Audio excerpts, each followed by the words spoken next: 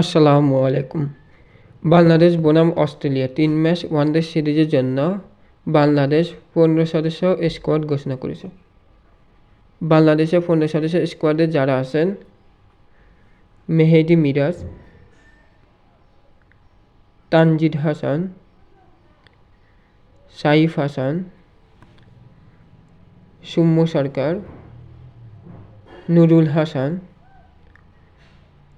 Mosaddek Hossain, Taskin Ahmed, Liton Das, Nazmul Shanto, Mustafizur Rahman,